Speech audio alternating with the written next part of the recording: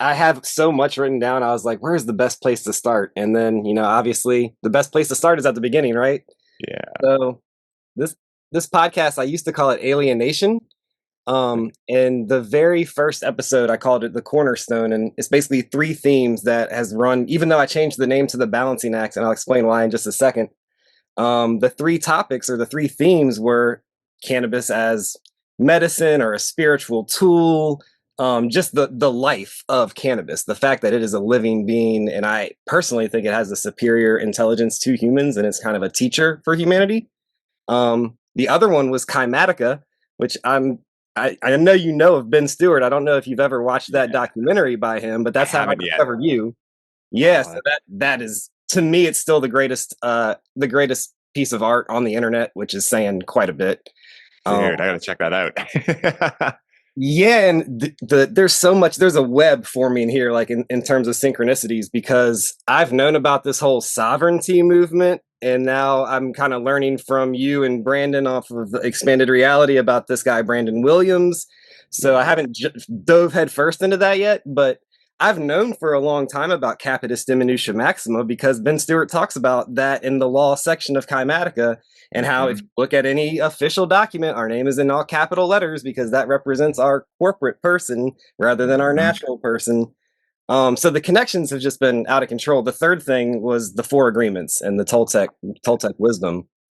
After about 29 episodes, I changed the name from Alienation because even that word is kind of I was trying to be too witty. I felt like I was being overly witty because it's like alienation in the sense of like people who think like this are kind of alienated from the mainstream, but it's also alienation, like we're forming a nation of aliens by coming together, and being real. That's my nation right there, if I give you that much. Hell yeah. But again, I was like, well, it just doesn't work as a podcast name. So I was like, the balancing act is kind of embedded in that because it was like I need to kind of come back to earth and ground myself a little bit. It's the balancing act, and cannabis to me is like the life form that teaches balance. It is the epitome of balance. Yeah. So anyways, I've talked a little bit too much already, but I just wanted to kind of set the stage and just let you know like where I'm coming from. And one thing, I took 3 days off this past week. I hadn't taken a day off in like 5 years, my man. Well, 4.5 years. And I was like, I'm getting Ryan on the podcast. Like, it's been a while since I proved to myself that I'm not dependent, because it's a very fine line. And like, to me, I love the plant so much. Like, addiction is, it's kind of a word that, it can go. I'm addicted to breathing. I'm addicted to eating healthy food and drinking healthy water. I'm also addicted to a plant that I absolutely love with my whole heart. But I do think it's important to check yourself at least every now and then and say, am I dependent on it or not? So the 3-day break was good. When I smoked again Thursday night, I felt like, for me, and you're the coach, so you tell me if I'm just making a myself. Hell yeah, dude. I did suffer a traumatic injury in 2012. I had my feet run over by a forklift. That'll do it. 50-50 to walk again, dude. And like, I credit cannabis with the fact that most people, 100% of the people I meet today would not know. I'm running, jumping, playing basketball with 9 3/4 toes, and like cannabis has like allowed me, like giving me life, man. And it's just that real for me. Like, I love this plant.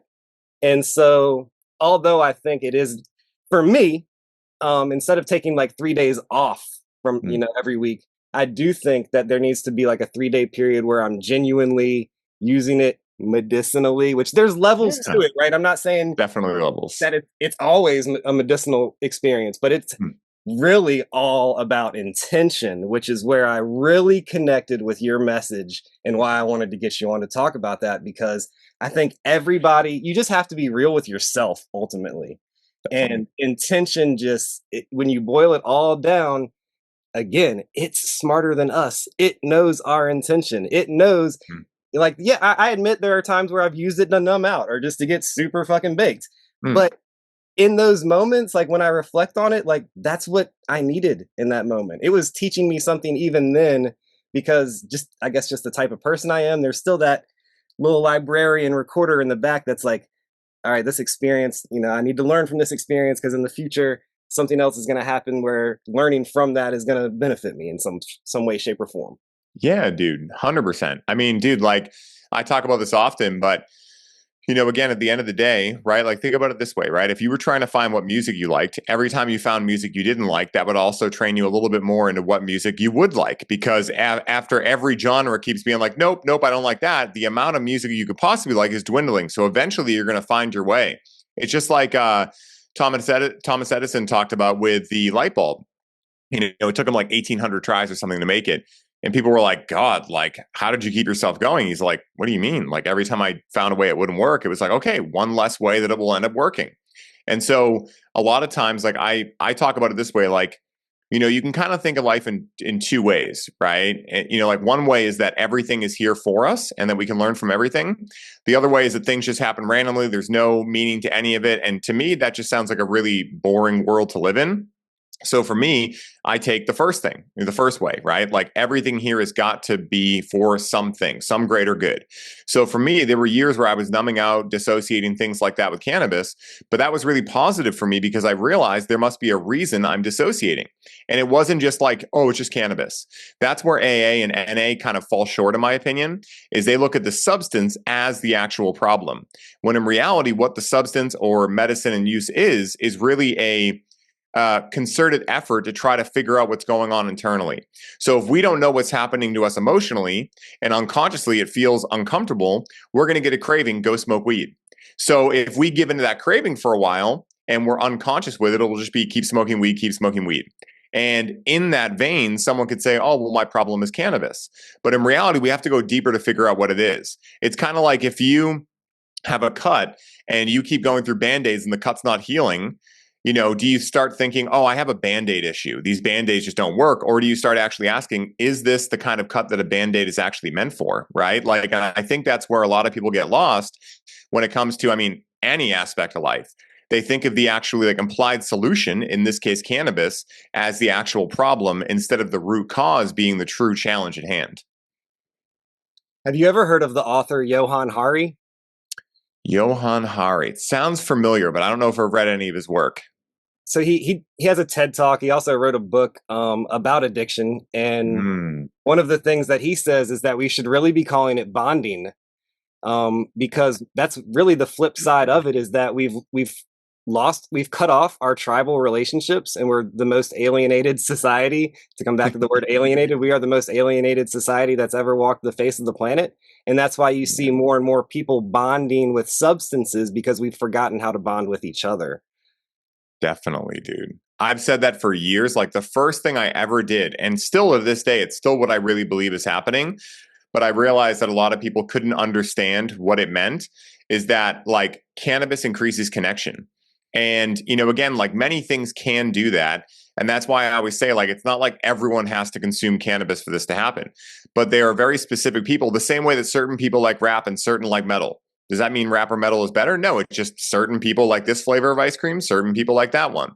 So at the end of the day, there are endless paths to reach any one destination. The only one that's quote unquote wrong is the one that tries to tell you there's only one way to get there. So, for me, there are people that really resonate with the path of cannabis. And so for those people, they can benefit a lot from the connection deepening benefits, the intimacy increasing benefits, the creativity enhancing benefits, the healing benefits, the expanding benefits, whereas someone else may not have that happen because it's just not their medicine in this lifetime, So that's the first thing I ever thought cannabis did, was like, wow, this really helps you connect to who and what you truly are without all the metaphorical nonsense on top of you. Because the programming, the patterning, I joke often that how we do anything is how we do everything, right? Very hermetic lens to view life through. And if white bread is on the food pyramid and we're taught that in school, that's not where it stops, right? Like that's how ass backwards everything is. Think about schooling, right? They're having us answer to bells. They're essentially training us to be good worker bees or factory workers. And then we wonder why we're so lost when they're like, hey, now you need to know how to think when you turn 18. but we've only trained you in what to think. And that if you get a good grade in the test, great. Now you can throw all that information out, forget it exists, and keep moving forward, right? So, again, we've never been taught emotional regulation. We've never been taught emotional awareness. We've never been taught about the nature of anything of what this quote unquote dream reality that we're in really is. And now people are going to substances. It's like, of course they are, because they're trying to fill a God-sized hole that just will never get filled because they have no idea that they are the filler to that hole. They just have never seen it yet. That's very interesting. Have you ever heard of the rat park experiment? I believe I have, but brush up my memory on it because I think I've learned about this a little while ago. So the mainstream status quo story about addiction is just like you said, blame the substance, right? So somebody's using heroin, they're going to get addicted because heroin is an addicting substance. Somebody's using cocaine, they're going to get addicted because cocaine is a addicting substance. Well, this Dr. John Cassiopo in the 70s, when Vietnam soldiers were returning from home and they weren't addicted to heroin, even though they had been using in Vietnam, he's like, there's got to be more to the story. So he looked up the research, and basically the study that this whole story of the substance is the to blame for the addiction comes from, they were doing experiments on mice, on lab rats, and the whole setup of the experiment was flawed because they had these rats in cages by themselves and only gave them the choice between regular water and cocaine laced water or heroin laced water or whatever the drug was that they were testing. And of course, they were going for the drug laced water because they had nothing else to do in their lives. They're in a cage by themselves with nothing to do. So Dr. Cassiopo is like, well, the setup to the experiment is flawed. They're not getting anything that they need to live the full life of a rat. So he built what he called Rat Park. Lots of food, lots of hamster wheels, lots of other rats to play with, like basically the San Diego Zoo for rats. Right? And he set up the same experiment, and they tried the cocaine or the heroin water once or twice, and then they gave up on it because they had the connections that they needed. They had the other rats to play with. They had the balls of cheese. They had everything they needed to live a happy life, so they didn't need the substance to make them happy. Dude, it makes so much sense, man. Like that's exactly what it is. And the establishment would never want us to look at that, because if they were to admit, okay, human beings are not actually being human beings at all, they're essentially being human doings here, then it would unravel their entire thing, right? To bring the United States as a corporation back into this, like really what we all are is we're legal slaves. That's what we are. And it's hard for us to think of us that way because we can go out when we want to. We could travel if we wanted to, but just because we could doesn't mean we do, doesn't mean we are, and doesn't mean we're able to, right? And so as a result of that, I thought about this recently, how when I was a kid, at my parents' house, I'd have friends over all the time, hanging out. And as you get older, that kind of just goes away and people get stuck into their jobs and things like that. And a big reason why I created my business and lived life the way I do is because I realized right at the bat, that is not good. That is not a good thing for me, right? Not to imply duality, but for me in this subjective universe, not being around a lot of people is not fun for me. I don't need to be around people constantly, but at the same time, it's like it was going against a basic human need for me. And so growing up, I didn't really get what that was. But as I've come more into adulthood, I get exactly what it is. Because at the end of the day, most people are fucking lonely. And they're most lonely because they don't know who they are. Because our whole life has been based around what are we going to do with our life, not who are we going to be within our life. And those are two very different questions. So I'm glad you brought that up. Yeah, for sure. I know you've told your personal story so much, and I've heard it a few times. Yeah. But just for my listeners that don't know who you are, how did you get into cannabis? I know you said you weren't really.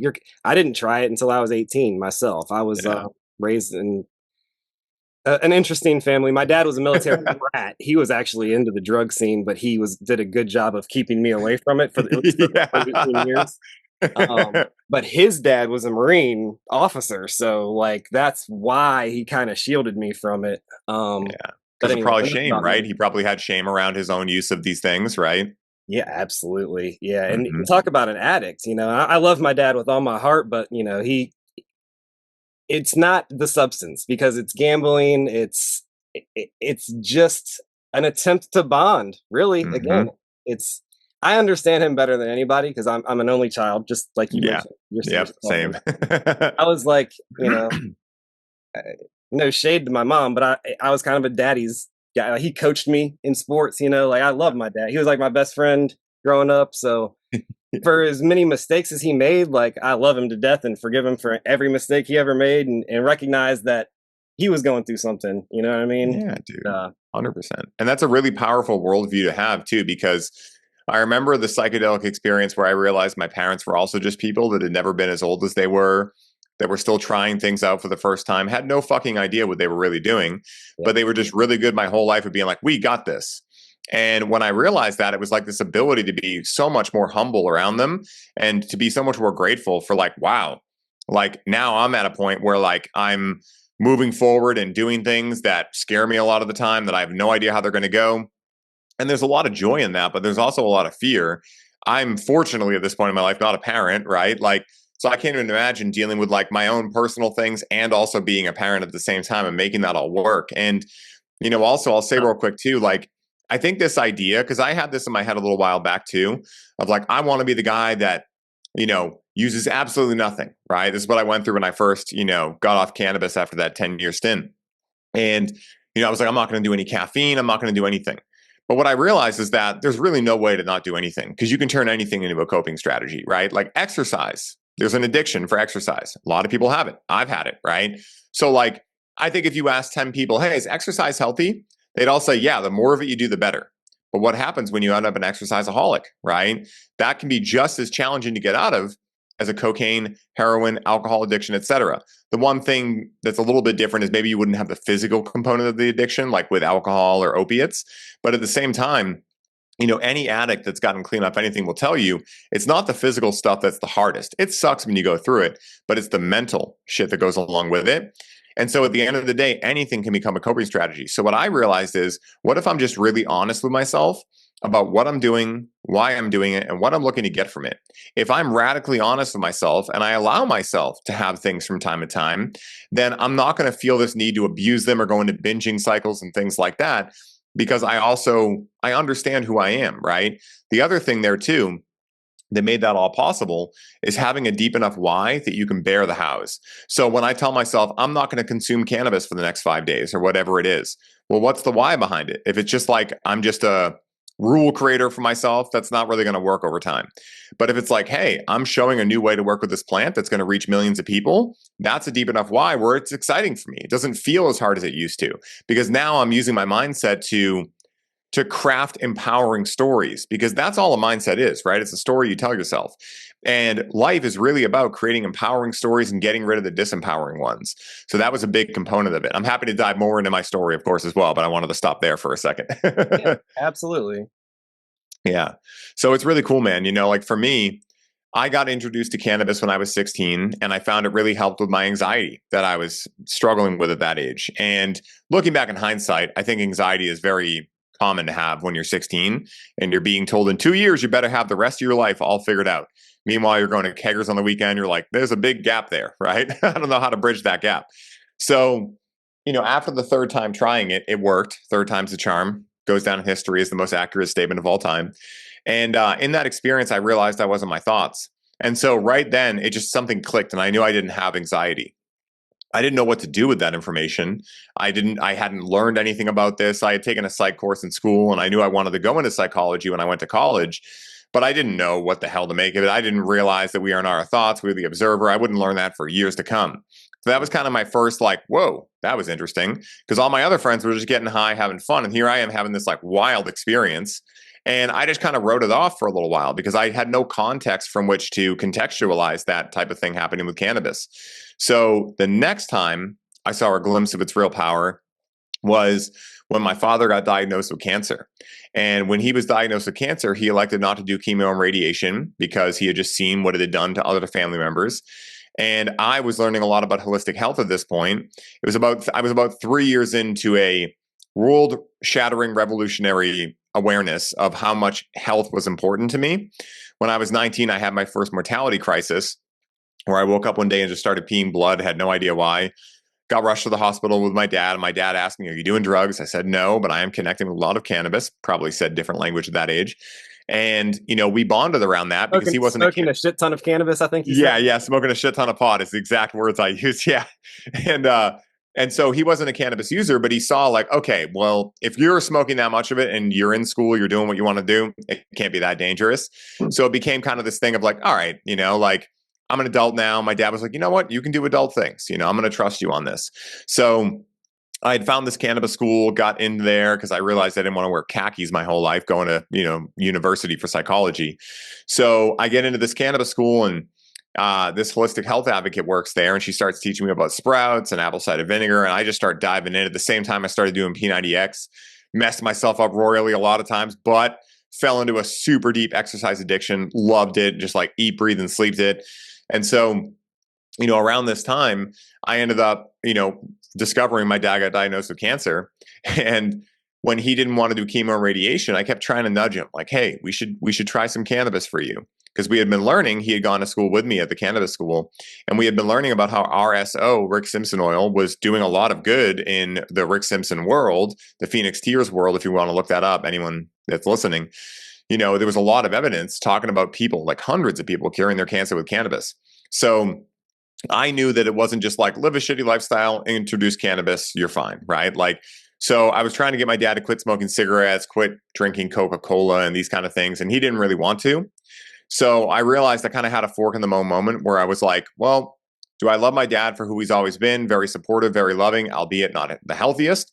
Or on the other side, do I try to morph him into what I think he should be to try to keep him alive, but potentially ruin his quality of life in the, interim?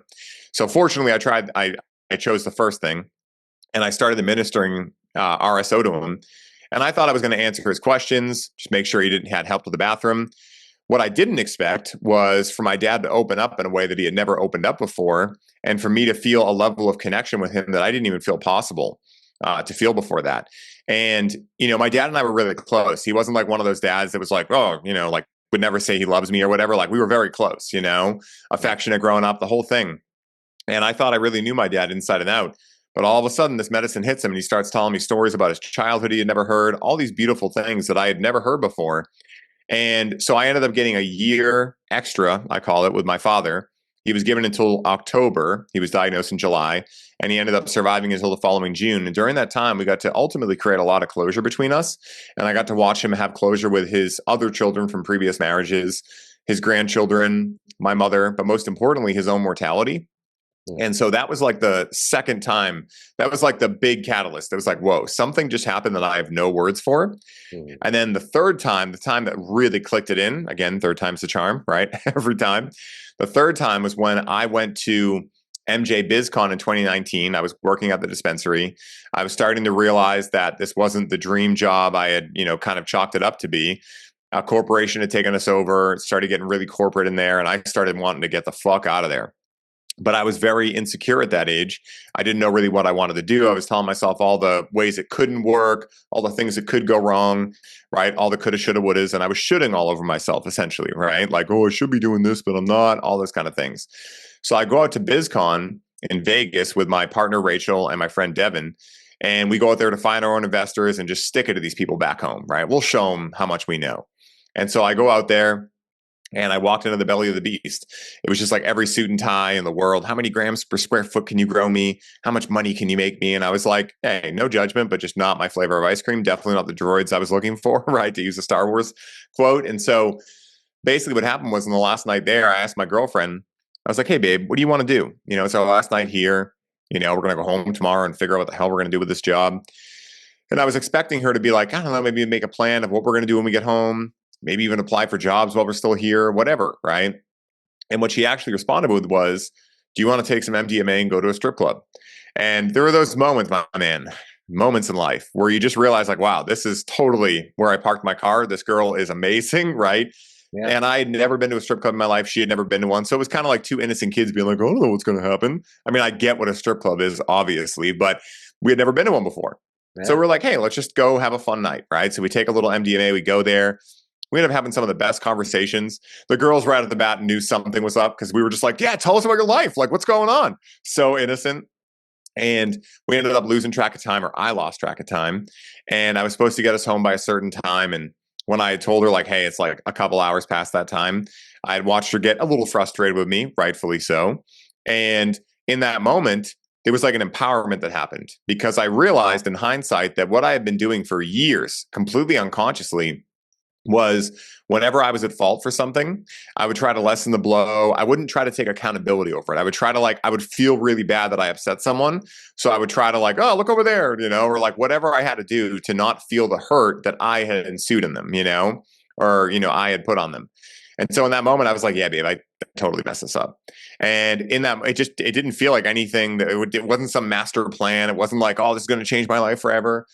But in that moment, something shifted and I felt something right in here, right in the, middle of my chest.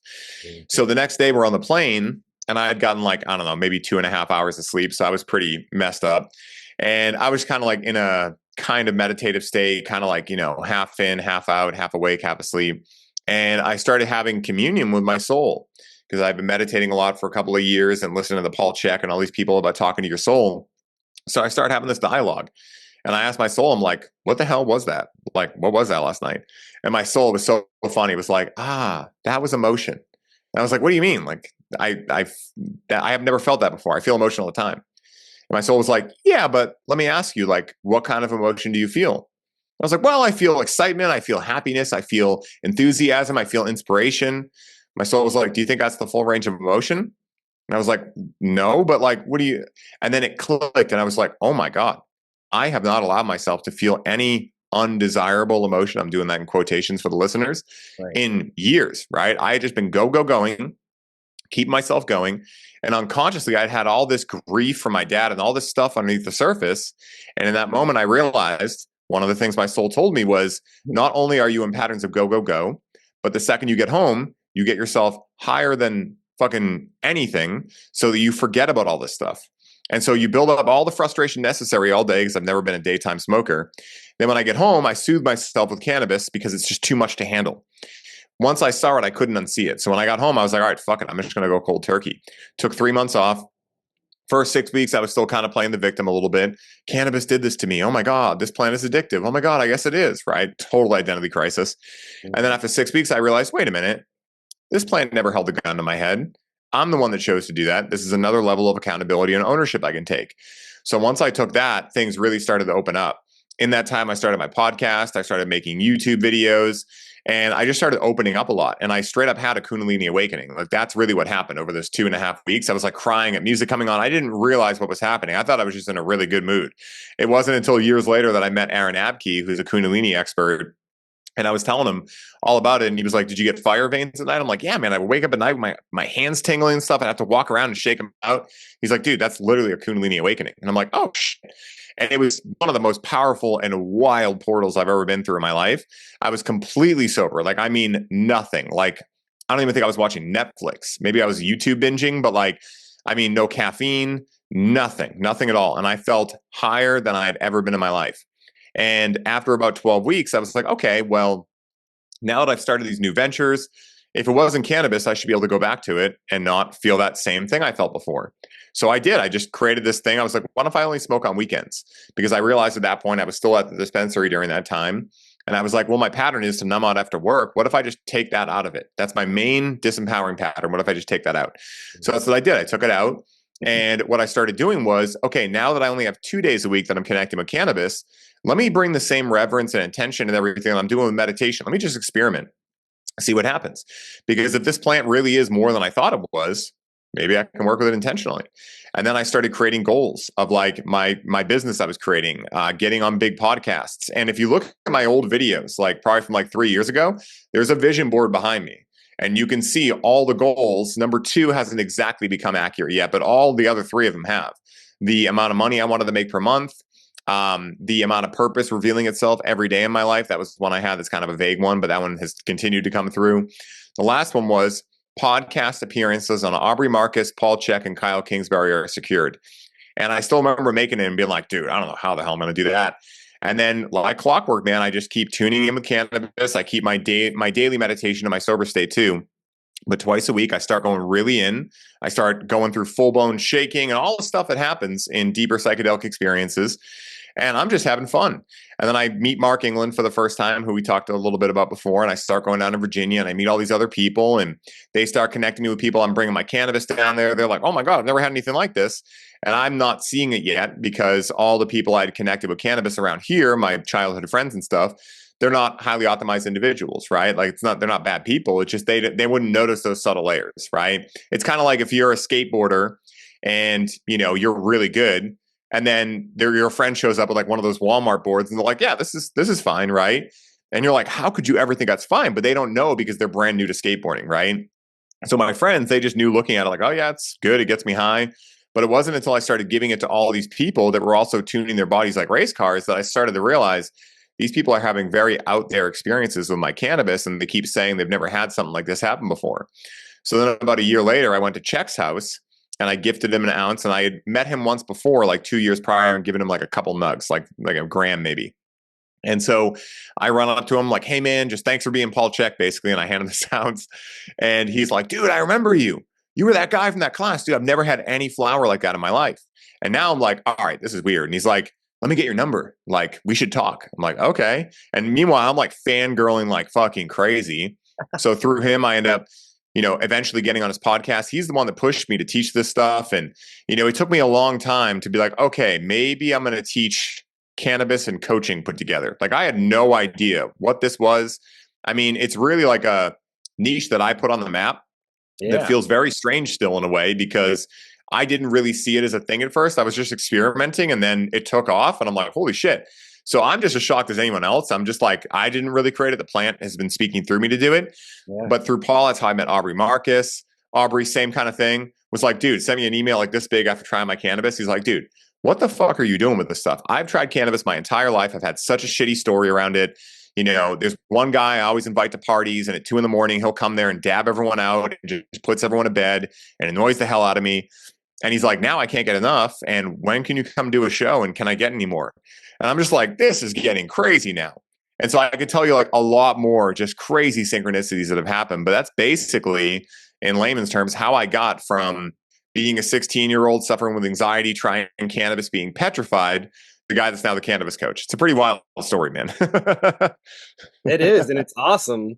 I wrote down a few things there. You were talking about like being near the early part of that, like being addicted to anything, including even exercise, right? And as you might infer from the title of my podcast, like I truly think that balance is just the key to life, period. And cannabis has, I would say, been my primary teacher when it comes to that lesson. Same, dude. Same there. You also mentioned finding out, and this one I actually have to, at least for me, say that the 4 agreements taught me this one. Cannabis that helped drive it home, but not. Yeah. We are not our thoughts. Don Miguel wrote, and this has stuck with me forever. If you're the one talking, who's the one listening?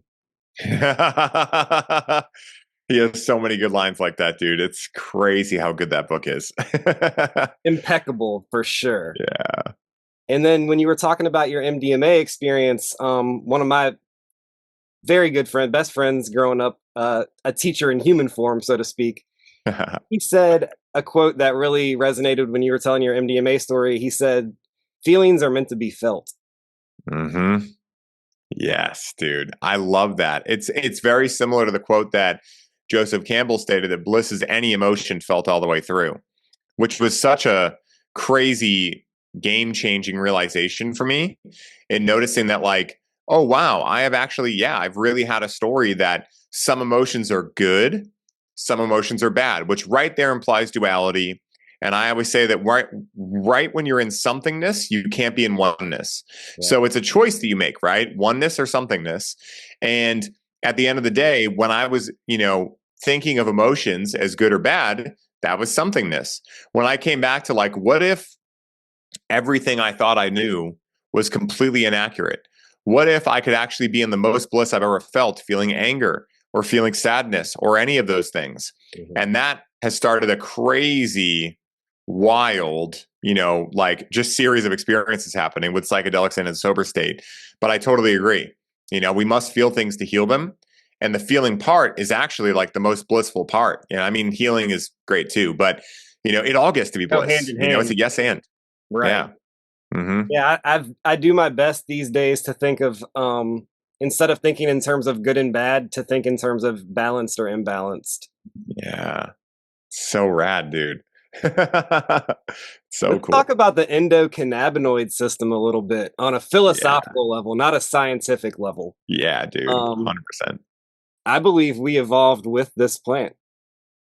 I don't know how anyone could come to a different conclusion if you Yeah. really look into the fact that we have this master regulatory system, the largest regulatory system, and the only one with two-way communication between mind and body that just so happens to create endogenous cannabinoids, endocannabinoids, like 2AG and anandamide, that somehow perfectly fit into our receptor sites, CB1 and CB2.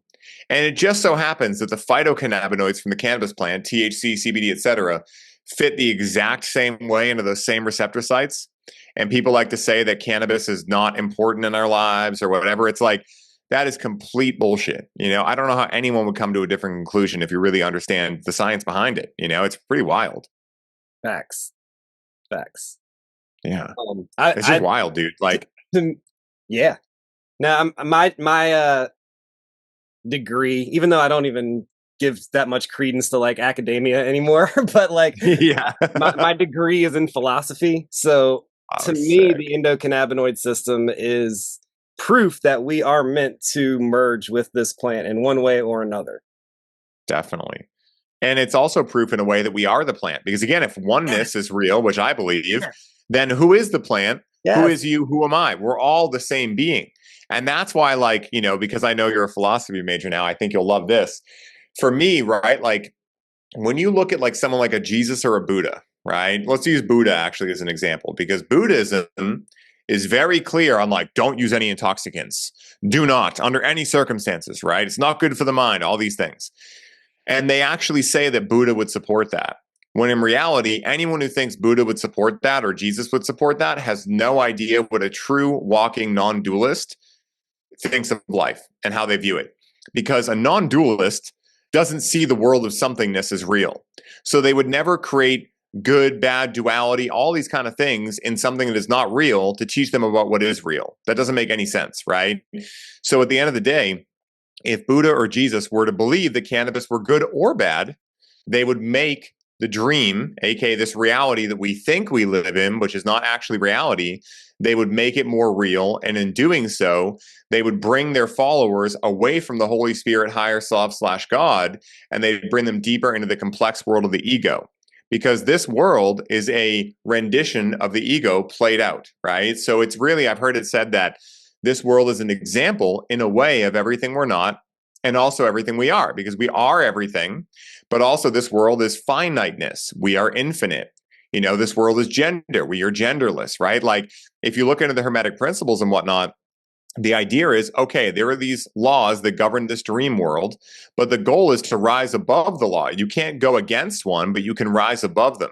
And that's why I think your podcast title is so on point, because really balance is everything. Finding the eye of the storm is really everything in life. And, you know, because again, like if you can find the eye and you can surf in the eye, you have complete presence. You can see the storm happening out there, right? You can see your emotions going off, limiting stories popping up, you know, belief systems going haywire, but you're still centered in who and what you truly are. And that's why I think a lot of us like dissociates, because that's what a dissociate does. It puts you back in the eye when you've been stuck in the storm.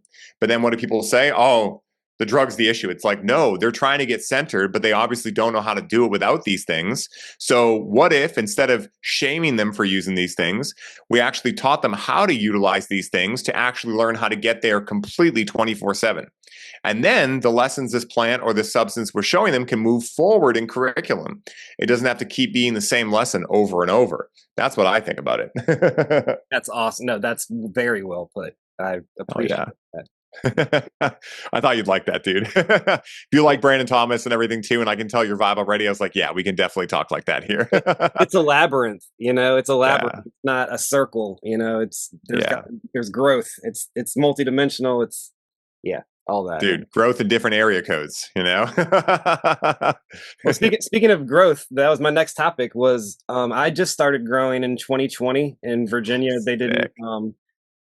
It it was basically when the medical program went live. They also allowed home cultivation for plants and really 10 plants because anything Like a 10, 10 fine, plant small 10 fine. plants or less is like a civil fine. Yeah, so it's like it's that's not you're not in real trouble until you hit your 11th plant.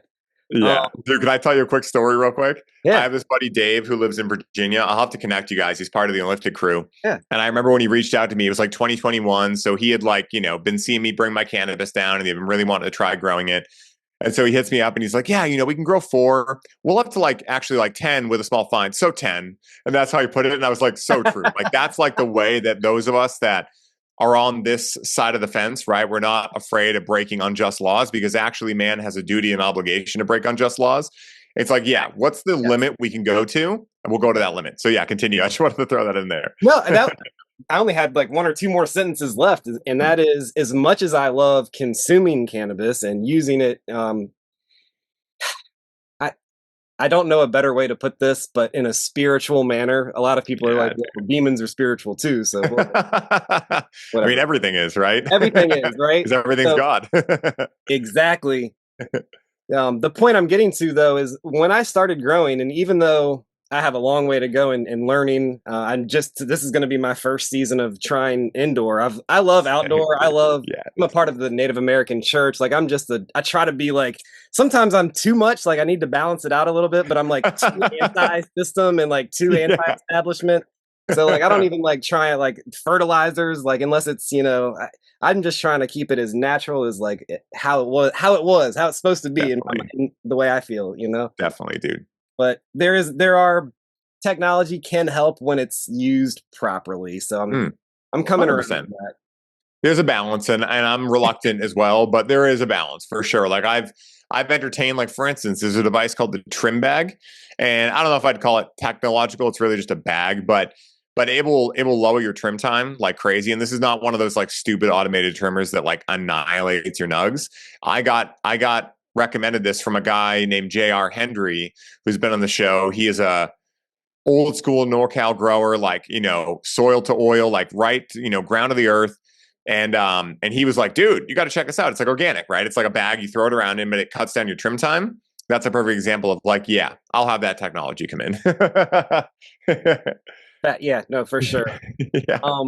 But I guess the whole point is like I have fallen in love with the process of growing even more so than I don't want to say more so than consuming, but Hmm. yeah, kind of. At the same time, like the process of growing it just feels so good. Like I don't have to smoke. It gets me high just like being around the plants, like talking to them, not in English, but just like smile. Like I can see they're smiling, they're happy to see me. I'm happy to see them. And it's just like the process of growing has helped me grow as a person, and just like having an eye for the growth and understanding like the roots and the minerals and the sunshine is a big thing for me, which is why this is the first year I'm even trying indoors because I've been even kind of stubborn about I want the sun to be my light source, but at this point I'm trying to branch out and try different things, see what I like the most. But I guess the whole point of what I'm saying is there is a different level of anybody's personal relationship with the plant when you begin growing it. It just took my heart and like my connection with it to a totally different sphere. Oh yeah, dude, 100%. I like to tell people, I don't even think you really know cannabis if you haven't grown it before.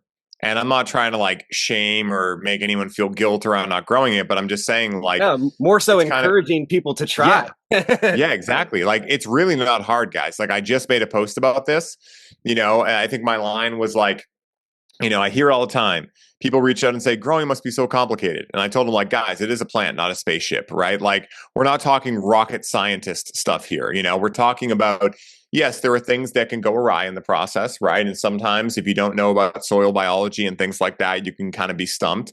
But at the end of the day, if you do everything correctly in terms of really just like setting it and forgetting it, giving it the right soil, giving it the right light source, making sure that the hygrometer if you're in indoor, or making sure you're controlling as much as you can for outdoor, If your nuggets are getting fat, throw a fan on them. If it's getting to like that August, September, October time, so they don't get moldy, right? Like, shake them. That's yeah, my thing. shake them. Shaking them in the morning, like shake them Yeah, off.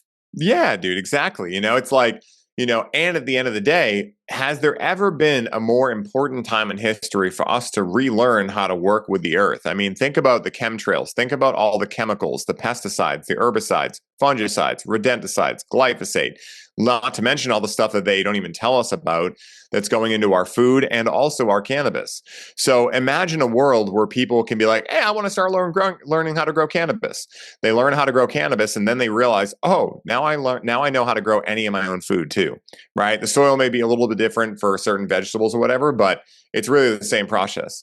Keep it moist, keep the right microbes around, get some good bugs to fight your bad bugs, and just have fun, right? Like, I think it's really a time where we all need to take power back and we all get to do our part, our small little part, to fix the topsoils because of conventional farming practices, our topsoils in America alone are completely destroyed, which is causing an insane amount of challenges along with it. The animals that are part of that ecosystem, the runoff into the lakes and streams and oceans, right? Like, it's absolutely god awful. And part of it is us unconsciously just giving our money to these people that makes them still able to do that. So the more of us that go, no, thank you, I'm not going to pay to get fucking poisoned anymore. The more of us that take that back, and the more we start talking to our neighbors, which is what cannabis is really good at, right? You realize your neighbor smokes cannabis like you do. You guys get together and you start talking about, yeah, what could we grow in our 2 yards? All right, you like growing those things. I like growing these things. What if we trade a little bit? Hey, what if we bring John down the street and he's got a chicken coop, right? Maybe we can grab some eggs from him, right? Oh, so-and-so's got a small farm down the street with some cows. Maybe we can get some raw milk through there. Then, God forbid, if something crazy or fucky happens with the world, you're going to survive, right? You're at least going to have food, right? So, again, like, I think there's so many pluses to learning how to work with the earth and as a result, cultivate cannabis, your vegetables, whatever. And it's so much fun. I mean, you can do it with your kids, right? Teach them how to work with the earth, teach them how to plant seeds, right? And for any people that say, oh, I don't know if I tell my kids about cannabis, why? Right? Your kids understand pharmaceuticals. They understand there's a CVS on the corner. A mom goes to get her pills. You've just been programmed to think that somehow this natural plant growing in the earth is somehow bad, when in reality, it's the concoctions of synthetic pharmaceuticals that are not meant to be in our bodies whatsoever that are actually bad, And those dispensaries are on every fucking corner with the biggest cartel in the country, the pharmaceutical industry, is behind it. So, it's time for us to really wake up to these things and how much we've been lied to. Yes, I do work for a corporate dispensary still, and I did too, man. It's part of it, um, I don't purchase from there myself because I grow my own. Yeah. But I don't want to make excuses for them, but I do feel like part of the reason it's done the way it's done is because of the regulations that are forced on them. Oh, They're yeah, not dude. allowed to grow in soil. They're not allowed to use the sunshine because of these stringent regulations on it. No mold or I mean, don't get me wrong, you don't want mold on it, but to the extent that a little bit might be okay if it's a more natural process of growing. You see what I'm Well, saying? yeah. Balance to be struck there. Yeah, well, the thing is, and it sounds like Virginia probably has what Boston does because other states don't do this. Like Maine, obviously Colorado, like all the bigger states, they don't have stringent laws like that. But Massachusetts is completely ass backwards, and it sounds like Virginia may be similar, where it's like I'm all for no mold on cannabis. Like I think we could all raise our hands and say, yeah, I don't want mold on my cannabis. Right. But the challenge is that the governing bodies that are creating these laws don't actually understand soil biology whatsoever. They don't understand soil science. They don't understand microbe science. So if they came into a dispensary and they saw an IMO collection, an Indigenous Microorganism collection, they would fine you for mold because they don't realize that that's not the same type of mold. Like that's actually what creates the soil food web is the mycorrhizae fungi. Like all these things work together. And if you do it It's not even correctly, soil. It's like this nutrient water. Yeah, soup. Yeah, So silly. Does your place use like the 1 or 2 gallon pots with the coco core with the drip feed into them, or are they using strictly hydroponic? Strictly hydroponic. I'm not in the cultivation side of things. I'm actually a retail manager. Gotcha. But yeah, it's just hydroponic nutrient salts and all that sort of stuff. And then they over dry it. I heard one of your podcasts talking about they over dry it. That's exactly what's happening with ours too. I bought it one time and I was like, nah. It's like, what the hell? Like, and it hasn't, hey, 2004 call, they want their terrible mids back, you know? It's like, For real, but dude. at 1/4 the price, like, this is 4 times the price, you know? It's Yeah, like, guys, no, it's insane. It's in it's 60 and 8.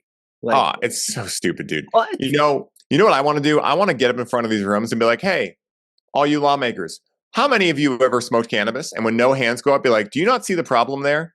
That people that have never consumed this plant are the ones making laws for it, because it's blatantly obvious, you know, like you go into a cultivation room and they say you can't have IMO because it's mold, and you're like, oh my God, I don't even know where to start here, you know, like, and again, like, I get what you're saying. Like, it's such a multifaceted issue that's why I just tell people, like, the easiest thing you can do is just learn to grow your own and just get yourself out of that whole mess of craziness, right? Like, it's the same way as how with sovereignty, it's like, guys, you can keep circle jerking yourselves around what presidential candidate is going to save the day. They're not going to. They're both controlled by the same people. It's just controlled opposition.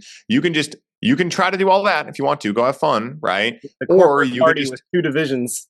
yeah, or you can just literally take yourself out of the system and be a sovereign individual and not give these people any power over you. The choice is yours, you know? So it's the same kind of thing. Yeah, no, I agree with that. I do want to shift to talking about some of the things that I love talking about the most about cannabis, which Yeah. is all of the unknown cannabinoids, and even, I mean, we don't have to talk about terpenes as much. I talk about that all the time at work, and Yeah. I've heard you talk about it before. But Yeah, yeah.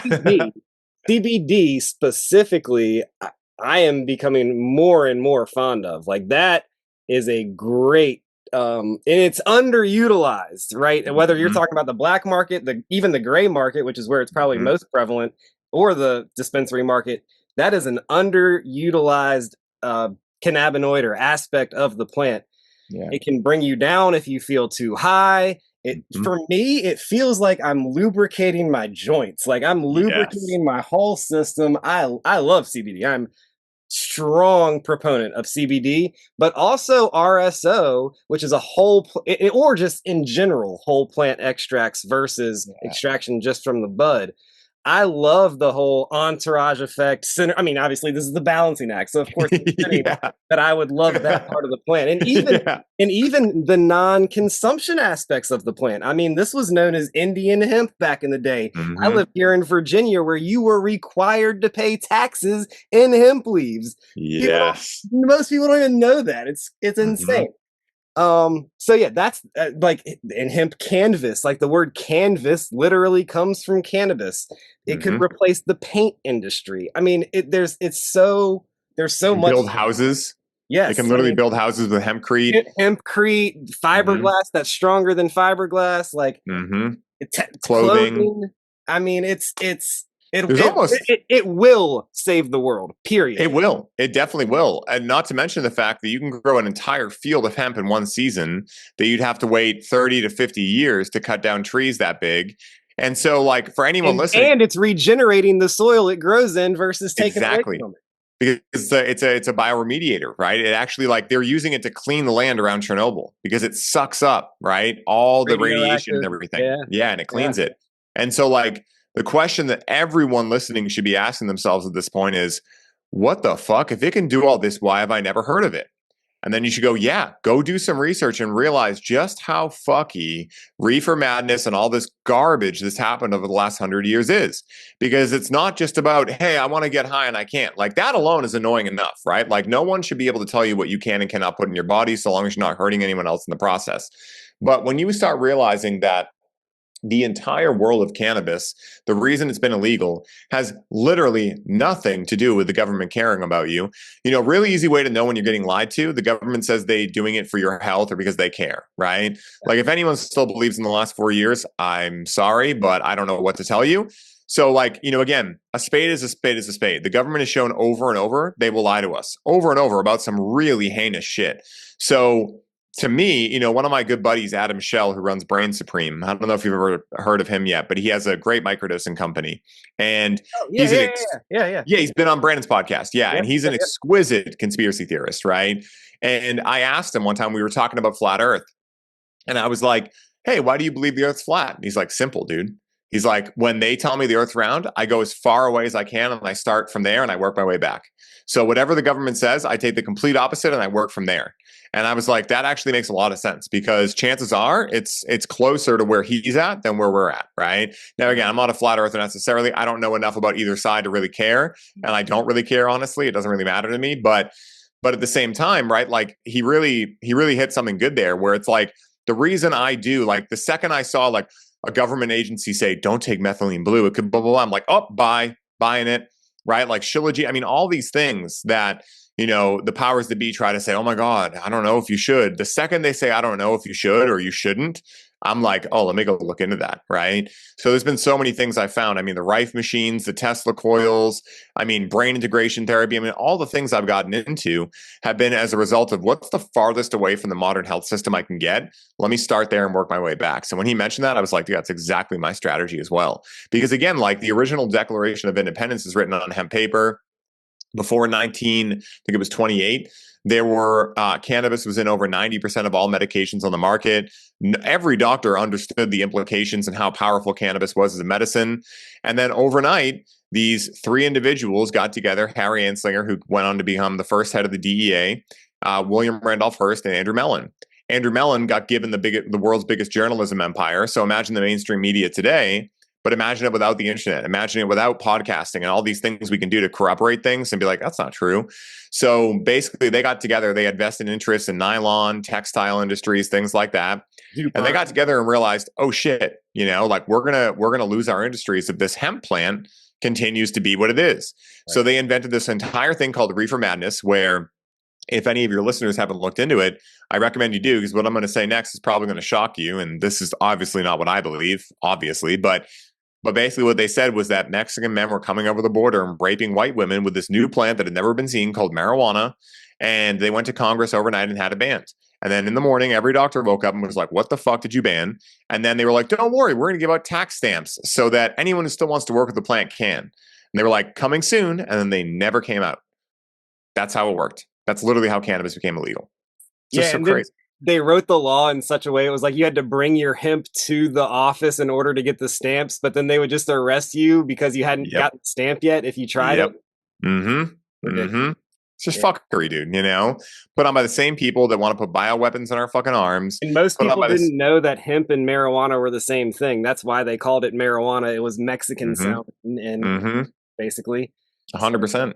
It's so crazy, man, you know, and everyone should be enraged at that. You should be enraged that you've been lied to. You know, anger is a very healthy part of the process. And that's how we move forward, right? I'm sure you've seen David Hawkins' scale of consciousness. Anger is actually energy on the rise, right? Like sadness, grief, shame, apathy, all those are like the densest emotions. Anger is actually a lot higher than a lot of people may think. And, you know, there are periods I go through anger around all this. The fact that we have to live in this fucking ridiculous world where we get lied to about everything, we get poisoned and whatever. But at the same time, it does make for a great hero's journey, you know? So, and the more of us that start to wake up, the less power they have. And our numbers far exceed their numbers. So really, we're almost at the tipping point, I truly feel. You definitely need to watch Kymatica. Dude. I know you're a fan of Ben, so yeah, dude. Ben's a homie, dude. I love Ben. My buddy Mike, who runs runs the marketing company I work with, he's down in Nashville right now filming with him. I don't know what they're filming. I didn't ask, but they're filming something new. So yeah. Ben told me they were filming something, but it's still a secret, I guess. Yeah. I didn't even think to ask. I just saw Mike's story and I saw him down in Nashville. I'm like, I know where he's at. He's got to be training with Ben. That is awesome. Yeah, I think we covered basically everything I wanted to cover, man. I really appreciate your time. Were there any final thoughts that you had? I'm just looking to see if there was anything I missed. I mean, what I always like to send off with is just to question everything, right? I always tell everyone, my job here is not to convince or persuade anyone that cannabis is the end all be all or that you should be connecting with it or anything. My job is as a button pusher in a way. My job is to hopefully trigger some people to make them think, what, this kid thinks cannabis cures cancer? Fuck him. I'm going to go on PubMed and look this up and then come to the same conclusions I came to. And you can choose to like the plant, use it or not. I really don't care. It's not about that, right? It's about learning to question everything and not just hear what people say and just go, I believe that, right? Like, I want people to go, I don't think that's true, because that's the only way. Talk about the fifth agreement, right? My favorite agreement of them all, which is really the agreement of discernment. Be skeptical, but learn to listen, And so that is the ultimate muscle to wield in today's world. There's a lot of people, the most important advice I ever got in my life was from my good buddy, Mike Bledsoe. And I remember it was the first retreat I had ever gone to. It was in August of 2020. It was in Colorado. It was my buddy Chris Marhefka that put it on. And so this was only the second event. I had been at the lake house 2 weeks prior, and then they invited me here. So I'm like, oh my God, I'm hanging out with Mike Bledsoe, who had a big podcast at the time called Barbell Shrugged, and he was kind of a celebrity. And so I'm hanging out with all these guys, and we're in mid fucking pandemic bullshit. And a lot of us are talking about how, fortunately, my family all got it right off the bat. My mom, is just amazing with that kind of stuff, and she saw right through it. But a lot of people's families were, ostracizing them and whatnot. And so they were asking Mike, like, how do we wade through all this information out there right now? How do we help our families, et cetera, whatever? And I remember like yesterday, he looked right at the crowd and he was like, the only way to know who isn't lying in today's world is to look at the results they're getting, right? If you look at these politicians on the stage and they're telling you like, you better get your shot, free French fries. Like, what do they look like? Do they look healthy? Do they look like the people you should be listening to when it comes to health? No, they don't, right? So if their results don't speak for themselves, why would you listen to them about said thing? And that stuck with me. That's like the most important thing I could tell anyone is that you'll know when someone is in their truth because they'll be passionate, they'll be alive, they'll be taking care of themselves, they'll have a big heart, they'll understand discernment, they'll have boundaries, right? Like they'll know how to work within what they want to do in the world. The people that are speaking from a place of not knowing, their results will show it. And so that's the easiest way to wade through the immense amount of information, the influencers posing in front of Lamborghinis, all this stuff happening. Like, who should I listen to? The people you can tell based on your own human intuition are getting the results you want. Because if someone's getting the results you want, they obviously know how to do it, and that's a person worth listening to. So that would be what I would close out with, is the most important thing that has helped me in the last 5 years, but also my entire life. So, yeah. There was one, I guess, bonus question I did miss. Yeah. This is kind of an out there sort of thing. I don't know if you've even ever gotten this question before, but hell yeah, I like these ones. So the plant that we smoke and that most medicinal extractions come from is the female cannabis plant. Mm-hmm. Do you think there's any sort of moral or just spiritual are we losing something by killing males systematically the way we do? That is a good question. Now, what you're referencing, I imagine, is like the fact that when we grow cannabis, we're looking for female plants because they produce flowers rather than male plants that produce pollen. Would that be what you're talking about? Exactly right. So I do think that there may be a through line. I mean, like, let's look at the logical side here, right? Most people don't want seeds in their cannabis. And unfortunately, males do put seeds there. Yep. I do know a lot of people that love working with males as well that are breeders and things like that. But I would be remiss if I didn't bring the hermetic perspective into this of how we do anything is how we do everything, right? Like, I don't know what the answer is here, but I imagine there has been quite a concerted effort to not only stamp out what real masculinity is, but also to stamp out what real femininity is, right? Like, put it this way. There was a documentary that came out, I know you know about it, that said, what is a woman? And people were confused to answer. That's when you're like, guys, things are getting really weird here. And I've taken a lot of acid, So like when I can say things are getting weird, and I've done like 50 hits at a time before, not on purpose, it was an accident, but things happen when you're messing around with liquid. Like that was what you had to see to realize things are getting really weird. So how I like to look at it too is that like, I don't know if we're like messing up or maybe having like a karmic debt as a result of that. But what I do think in a way, and I don't know if these things are going to make you think of anything, but one thing I think about is that a lot of men specifically are missing the feminine side in their life. A lot of women are too, but I think overall, like statistically speaking, I think a lot more men miss out on that than women, because women are naturally better, like getting together in circles, hanging out together, like taking care of each other. They're much better at that typically than guys are. Yeah. So like, I imagine there may be, this is what I've thought about before. And there was a study in Jamaica about this too, but I think a lot of young men are choosing cannabis over finding a woman and a partner, even if they're homosexual, finding a feminine counterpart, because they don't really know how to handle the feminine at all. Because our world, if you look at it, I mean, why is there fast food? right? Like if there's fast food, it begs that something else is more important. What are we being fast with our food with to get back to what really matters, which is producing and being a number in the system? Right, So right. that is like a completely distorted view of what masculinity is, right? Just like go, go, go, only warrior archetype, no king, magician, or lover. So those are my thoughts on it. It's something I'll think about more, but logically speaking, like I can totally see why, like, me as a grower, like I like to cull the males. It makes sense. Oh, absolutely. No, But I think on a holistic level, I think we still need to do things the way we're doing it for yeah, sure. yeah, of course. But I also think expanding it into what we were just talking about in terms of like producing canvas and like hemprete. Yeah. There are different hemp plants that are better for different applications. And I think that by bringing the males back on an industrial or commercial level as we move further along the legalization path that we're on, I think there's going to be an important role for that masculine aspect of the plant to benefit us as well. And it might not be consuming it the way that we consume the female part of the plant, but it's going to be useful in probably protecting us. It's going to have that sort of archetypal. That is an interesting way to think about it, because think about what the masculine plants do. They're not for connecting and expanding your consciousness. No, they're not for soothing. The strength of the stalk and the strength of the leaves are even stronger or hardier. Yeah.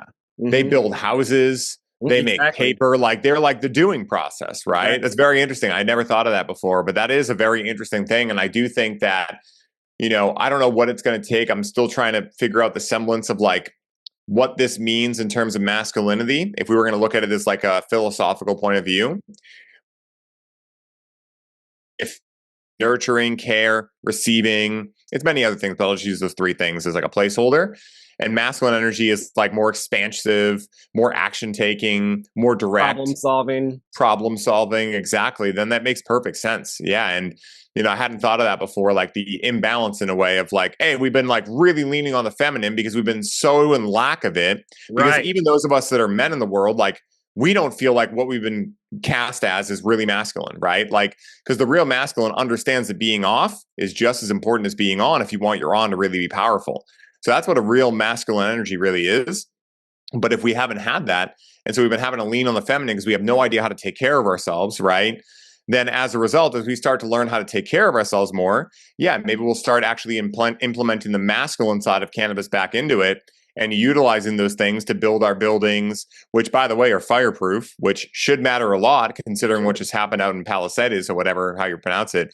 But it's very interesting. I hadn't thought of that before. So it's not every day that I haven't thought about something with cannabis, dude. So kudos, bro. That was a good question. Hell yeah, dude. Hell yeah. This was awesome, man. Thank you so much for, taking time to sit down and have this conversation. Thank you so much for having me on, brother. It was a blast, man. And to know you're in Virginia too is awesome because, like I said, I come down there all the time, so we'll have to meet up sometime. Absolutely, and I'm going to be in your free workshop on Wednesday as well. I'm going to be at work, so I might have to I'll be listening anyway. Pop in and out, yeah. It's going to be stacked, man. You're going to really like it. It's dope. Love it. Well, thank you again, Ryan. I'm sure I'll be talking to you again soon. I'd love to connect when you are in Virginia, my bro. Thank you, man. May the source be with you, man. Thank you again. And thank you to all the listeners too. Hope you guys enjoyed it. I love it, man. I love that. May the source be with you. Yeah, dude. Love, my man. Peace, brother. I got that. Yeah, heard them call me conscious. I ain't think about it honestly. My thoughts too deep to process, so I do this all unconsciously. Finally feeling God bless. Got 'em woke up dropping prophecy. Don't take it out of context. Just before, I swear they always sleep. Now they catch the message, yeah. Bet that every song is deep. It's levels in each concept. But I conjure's never mono theme. I'm trying to lead this flock for the cause, not the following. People upon a partner, and I wonder why they drawn to me. Once upon a time, I thought to follow up a dream. Draw life about these lines, nothing twice about these schemes, and like thrice about these insights. What I write is like a blueprint for you to comprehend life. That's light, I reckon, make you shine. Never dim it down, even if you live surrounded where everybody vision clouded. Remember, staying down ain't quite as good as getting out. It said, remember, staying down ain't quite as, ay. If you believe, yeah, Many doubted it was hard for them to think somehow I'm finally getting out of that's it. Usually, yeah, they vision clouded, but as you can see by now, we finally getting out there writing truth, spreading love. Tell me how you feel about it. Got this music from above, this how I know I'm getting out there writing truth, spreading love. Tell me how you feel about it. Got this music from above, this how I, ay.